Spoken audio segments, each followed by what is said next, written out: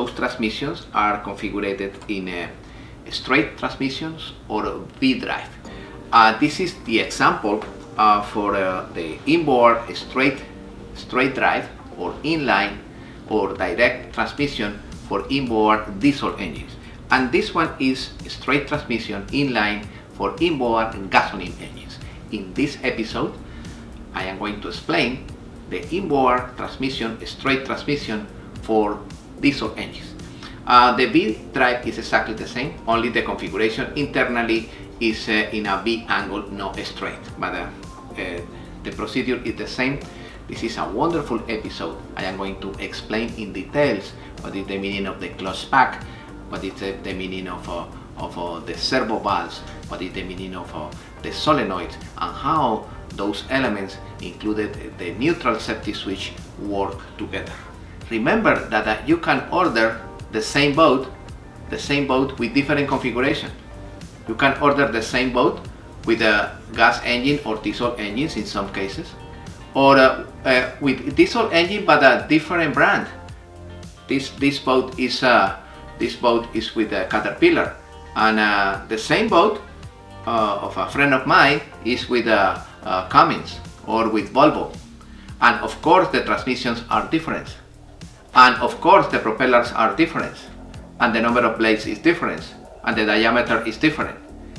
You need to verify for this specific situation, for the engine that I actually have in my boat, what is the propeller recommended. Other possibility is if the oil cooler is cracked, the salt water is mixed with the transmission oil, and you have milky oil inside of the transmission, and immediately the friction material in the clutch pack is destroyed. What is the symptom? The symptom is that you accelerate a lot the engine and the transmission not engage or engage a little, and the boat move slow. This is the typical CF direct transmission, direct drive transmission for inboard diesel engines. This is the input shaft. Those splines enter in the hub of the flex plate. That's the input shaft, and the output shaft is here, connected with the coupling, and that coupling engaged with the coupling of the shaft and the propeller. And right now I am going to disassemble this pump. We are going to remove the pump, and we are going to analyze internally what happened with this type of straight transmission. And this is the output shaft, and we are going to remove the coupling. This is the coupling that engaged with the coupling of the shaft and the propeller. Exactly, that's the coupling. We are going to put in back the nut, the bolt on the output shaft for safety, in order to avoid that you lose that bolt. That bolt is a special thread. And now I am ready to remove the housing. I'm going to punch a little in both sides, and we are going to separate the housing carefully. Right now, you remove the housing of the transmission. Alright, and you have access. This element have three positions. One position in neutral, other position for forward, and other position for reverse. And this element internally, this is the body of valves. This element internally move the plunger of the body of valves in a forward position, neutral position, or reverse position. You remember in the previous episode I explained this handle. This handle moves the plunger of the servo valve for the first compartment, the middle compartment, or the third compartment. Okay, and this is the handle that is connected with the cable and the control in the console.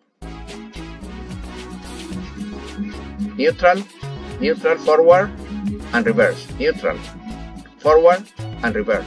Neutral. This is the shaft with the clutch pack for forward. This is the input shaft.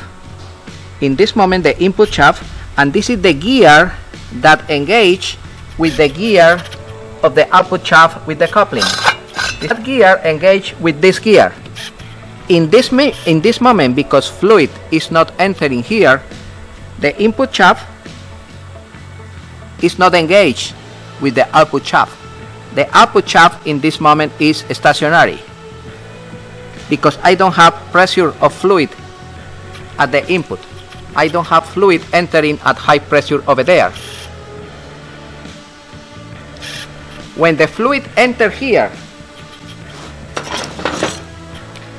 because this one is selected in forward, the body of valves, the fluid enter here, pass over there, and immediately enter in the closed pack. In the closed pack, I have a set of friction discs with stainless steel separated.